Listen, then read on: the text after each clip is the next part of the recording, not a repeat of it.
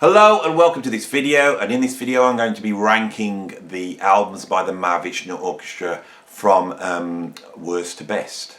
The Mahavishnu Orchestra was formed by John McLaughlin in 1971. It is one of the very first jazz fusion bands, probably the most important of the jazz fusion bands. It had a number of incarnations. The 70s incarnations, there's 3 of them, and they run from 1971 to 1976. And then he reformed a band under the name Mahavishnu in 1984. And we'll be starting with those 80s albums because for me they're the weakest albums. So right at the bottom of the pile we have Adventures in Radioland. Here we go. There it is. This album is not one of my favourite Mahavishnu Orchestra albums. It's not even one of my favourite John McLaughlin albums. Why don't I like it? Well, it's got some good tunes on there. The band's incredible. Bill Evans on saxophone, one of the best saxophonists around. Jonas Hellborg, one of the great bass players of all time. He's got on here, who's on keys, Mitchell Foreman on keyboards, that's it. And Dan Gottlieb on drums, who before that had worked with Pat Metheny. Dan Gottlieb is an incredible drummer, but for me he's not the right drummer for John McLaughlin, the Mahavishnu Orchestra. And that's something I miss. And also he's playing a lot of Simmons electronic drums, and that's the real downfall for this album, is just the 80s production on there.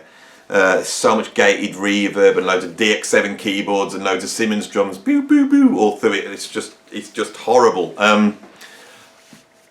I think that John McLaughlin had either the record company or he himself had got an ear for guys like Eddie Van Halen and Steve Vai and Joe Satriani that were just coming out and selling a lot of records at that point. And so there's a lot of really outlandish, distorted, heavy metal type guitar playing on here, which I like because some of the guitar playing on it is absolutely incredible. But apart from that, there's not much to really shout about on this album. Production's not great, don't like the mix on it. As I said, some great compositions. The Wait I like. Florianopolis is great, plays acoustic guitar and that sounds lovely. There are some real, it almost sounds like The Art of Noise at some points. It's so 80s sort of over the top production. So that's right at the bottom of the pile for me. The next one is Mahavishnu, which is the first album by the 80s lineup. The same lineup as before, except instead of Dan Gottlieb, it's got Billy Cobham on. And for me, that makes a big difference. If you're going to put that name on an album, you know, it has to relate somehow to the original band. You know, it's got to have something about it. And for me, having John McLaughlin and Billy Cobham together is a great thing to hear again. Cobham's just great on here. The compositions for me are a little bit stronger on here, and also the overall mix and production is stronger. I think this is with Atlantic WEA. This one is with Relativity Records, and so I think they had a better team mixing it and making it. So the sound on it is really nice. Tunes like Radioactivity, Nostalgia, Night Riders, When Blue Turns to Gold, that's amazing. Pacific Express, great. Clarendon Hill's great. Some really great compositions on here. The reason people don't like this album is because, except for the incredible guitar solo he does on Night Riders, which sounds like Eddie Van Halen, apart from that, the rest is all guitar synth, and it's actually quite hard to pick out what McLaughlin is doing. I know he's playing really well, so I can tell when he's playing, but I think for a casual listener it was hard to get what this great guitarist was doing on this album. But for me, that also makes it so much more interesting. This here, along with, say, some of the Pat Metheny albums and some of Holdsworth albums, are the pinnacle of guitar synth playing. So yeah, so it's a better album for me than Adventures in Radioland. Right, what do we have next? We have In the World, which is the last of the 70s albums, right? And there was only one album made by this lineup, which was a quartet, which featured Ralph Armstrong on bass, Narada Michael Walden, who I absolutely love, one of my favourite drummers on drums, and Stu Goldborn on keyboards. It's an incredible band.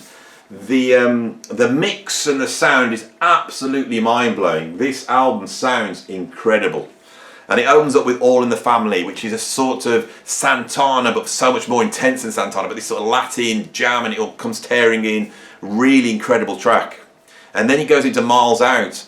And Miles Out is really hated by so many people because it is so far out. It's basically John McLaughlin playing through this weird guitar effects, which is making his guitar just lurch all over the place, all these sort of weird growling and screaming sounds. And it's just him and Narada Michael Walden going for it in this sort of duet. This is reminiscent of the sort of things that Elvin Jones used to do with John Coltrane, and that McLaughlin did with Billy Cobham as well. And those two tracks I absolutely love. And then from then on, I don't like the rest at all, really.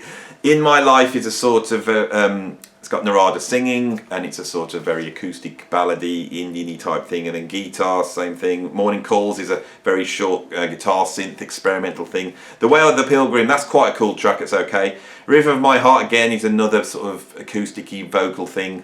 Planetary Citizen is just so strange. What's it doing on a Mahavishnu Orchestra album? It's like this weird funk track with Ralph Armstrong singing. And then on top of that, the opening vocal was sampled by Massive Attack, and they went on to have this huge hit, which I think is Unfinished Sympathy, with that vocal. Absolutely incredible. And I quite like that, but it sounds nothing like the Mahavishnu Orchestra. Lotus Feet is one of John's best compositions, but this is not the best version. If you want to hear the best version of that, check out the one on the soundtrack to the film Molom. That's beautiful that he did Try Like Gertrude. In the Worlds at the End is great, but it's very much like stuff he's done elsewhere, and it's not quite as good. So this album, it's not one of my favourite albums, doesn't really sound like the Mahavishnu Orchestra, but has got some incredible stuff on it. Alright, so next up, I have this on CD, and it is the Lost Trident Sessions. So the first lineup that was formed in 1971 featured some of the most important musicians in history, in jazz or rock history, in my opinion. Billy Cobham on drums, Jan Hammer on keyboards, Jerry Goodman on violin, and Rick Led on bass. And their input into this band, the Mahavishnu Orchestra, was so incredible that it really changed music. But I think at this point they were having problems because that input wasn't being appreciated. Maybe they didn't feel John McLaughlin was appreciating or giving them credit for it, or maybe they didn't feel like the media was giving them credit for it. So right at the end of their time, they start to make this album where they're all bringing in compositions. Before that, John McLaughlin had been credited as writing all the tunes. But on this, what would have been the third album, they all starting to bring tunes in. And the band breaks down halfway through. They really don't finish this album, and it's believed lost by the fans. But then, a few years back, I think probably about 20 years ago, but the engineer had done a guide mix of the album, and they discovered it, so we got to hear it. Now what you get is absolutely incredible. It's a brilliant album. It's not quite in the same league as the other Mahavishnu Orchestra albums. Part of that is because the tunes don't sound fully finished. Part of that is the fact that the band is in real disarray. You get Dream Trilogy and Sister Andrea. They appear on between Nothingness and 30, and they are, for me, the standard versions of those tracks. Here we hear them in a much more cut down level. I Wonder is a great track. It appears also on a Jan Hammer, Jerry Goodman album later on, as does I think Stepping Tones. John's song at the end, John's song number 2, that's really interesting. You hear things happening on there that point to what could have happened if they'd have managed to keep the band together. So it's not fully successful. Obviously that's why it wasn't finished. It's really interesting if you're a Mahavishnu Orchestra fan to listen to this and hear something else from them, and hear what they were doing towards the end of their career, the first lineup. But again, if you want to check out the Mahavishnu Orchestra album, Mahavishnu Orchestra, and check an album out by them, Representative, it's not that one, I'm afraid, but really great album. From now on, we are dealing with utter classics, and any of them could have the #1 spot. So next up is Between Nothingness and Eternity, which was the third album by the first incarnation.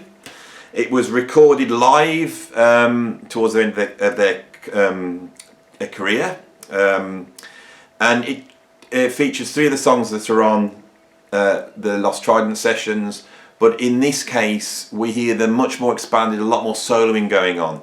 There's some really incredible stuff on here. Some of their most far out playing as a band is on here. Trilogy is incredible with that really almost like heavy metal double bass drum part that comes in and they just tear it, and they do this trading things that they would often do where they each do a short solo and sort of cycle it around the band. Really incredible. Sister Andrea is the original Mahavishnu Orchestra, the most funkiest. It's a Yamaha composition. It's the only one that appears on any of the proper 70s albums, and it's got an incredible 12-string sort of cadenza by John McLaughlin in the middle of that. But Dream on side 2 is absolutely mind-blowing. A sidelong, big Cobham McLaughlin duet, and it really is an incredibly mind-blowing, intense experience. But for me, the problem with this album was always the mix. It sounds so murky. The drums are so murky and dull. The bass sounds so thin. It's hard to hear what's going on. Recently they've re-released this in a box set, and it's been remastered. It sounds loads better. But just going on this classic album, for me, that was always a drawback with this, was that if you do check it out on the in the box set, you get a second disc as well, which has got other performances from that night. The Mahavishnu Orchestra were a live band. There are so many bootlegs out there, and you need to check them out because they just don't sound like anything that's ever existed. But this does not represent for me what they sounded like live either. I think because the compositions are new and because they know they're making an album and they're trying to play them, they're not like just tearing out and going, like pulling them completely to bits because people don't know the tunes, perhaps. But yeah, really classic album. Some people it's their favourite Mahavishnu Orchestra album, but for me, not quite there. Next up, Apocalypse. Now this, for me, is one of the great albums of all time. And I think it's really underrated as an album. It's the second incarnation, which features John LaPonte on violin, Gail Moran on keyboards and vocals, Ralph Armstrong on bass, and Aronoff Michael on drums. But it's expanded with a brass section and a violin section. But this is also with the London Symphony Orchestra, with George Martin producing, Mike and Tilson Thomas conducting, and it should have been a disaster. It should have not worked. It's just, how the hell do you pull all that off? You know, a band of that size, of that power, with all that improvisation going on, playing alongside the London Symphony Orchestra at the same time. They had to put them in 2 separate rooms because the volume was so insane, and they had to link them up by video cameras back in 1974. Absolutely incredible. And it should not work, but it does. It's an incredible album. Some of the most intense Mahavishnu Orchestra stuff on here. The opening of Vision is a Naked Sword. It's absolutely incredible with the orchestra and the band just together. So often when you hear bands and orchestras together, you know it's the band's playing their part and then somebody has just arranged some strings and it's just almost like a keyboard that's sat over the top in the background. But here you hear them integrated so well together. Gail Brandt's vocals on here are absolutely incredible. This sort of operatic thing she does. George Martin has always said that this is one of the greatest albums he ever made. So I'm always really surprised it doesn't get what it deserves. It's a really incredible album. So very underrated album, and truly representative of the Mahavishnu Orchestra, I think. Right, this is going to upset a few Mahavishnu fans. At number 3, because we're down to the last 3. At number 3, we have The Inner Mountain Flame. Now, for most people, I think that would have been the album at number 1. It has some classic Mahavishnu Orchestra tracks on here: Meeting the Spirits, Dance of Maya, You Know, Awakening, Vital Transformation. They're all classic tracks. It's a mind-blowing album. It's one of my utter favourite albums of all time. Why is it not number 1? Well, it's brilliant. Let me just say that it's a brilliant album. It was recorded over a couple of days. And when the band got into the studio, they were so loud and so intense that the first engineer, I think, walked out of the session. They had to get somebody else in and start again from scratch. So I think this album was pretty much recorded in one day. That's incredible, because this album just changes the face of music. They come in with such an insane concept. But for me, because of the problems they had, it doesn't sound like the later albums like Birds of Fire. The production's not quite there. They haven't got the budget, they haven't got the time or the know-how to record this band, I think. And a couple of the elements are missing as well. Cobham's playing quite a small little kit as opposed to the big double bass drum kit, so you don't get that double bass drum thing on here. And most importantly, you don't get the Moog lines from Jan Hammer. He's doing incredible stuff on electric piano, and he's using things to try and bend the notes of the electric piano. Jan Hammer is insane on this, but you don't get those Moog lines, so it's not fully representative to me of the Mahavishnu sound. Having said that, it is jaw-droppingly good, and if you are a fan of music, you should have a copy of this. It's incredible. So for those little things, it's gone in at number 3. Another reason why it's gone at number 3 is because of this album, Visions of the Emerald Beyond. This, for me, is one of the greatest albums that has ever been made. When people ask me what my favourite album is, I often say it's this album. This is a mind-blowing album and should be up there with the other albums as far as I'm concerned. It's basically the second incarnation with the expanded string section and expanded brass section. But for me, it sounds so much better than Apocalypse. Like I say, Apocalypse is an incredible album, but with Apocalypse, because of the problems of having to record all that stuff, I find the drums are very thin and some of the instruments are quite thin. But here, it sounds absolutely incredible. Narada Michael Walden's drums on here just unbelievable sounding. And you've got these sort of great big choirs, string sections, and then these really intense solo sections on there. Jean-Luc Ponty just off the scale, McLaughlin off the scale, Narada off the scale. I cannot praise this album enough. It really is one of my favourite albums. I've always thought that it's almost vying for the number 1 spot for me in Mahavishnu Orchestra albums. I knew I just couldn't do that, but for me, it is really up there. And if you are into the Mahavishnu Orchestra but you haven't checked this album out, you must get it. It's mind-blowing. Right, at number 1, and I have lost my vinyl copy somewhere. I've been trying to find it, so I've had to pull out a CD. Here we go. There's a CD of Birds of Fire. This, for me, is the definitive Mahavishnu Orchestra album. With incredible compositions: Birds of Fire, Miles Beyond, Celestial Terrestrial Commuters, Sapphire Bullets of Pure Love. Everyone is a classic.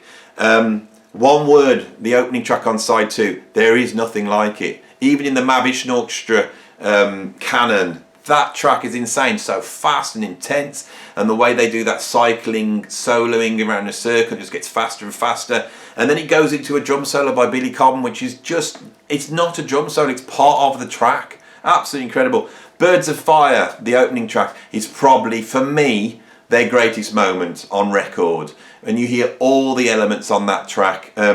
Miles Beyond is so funky.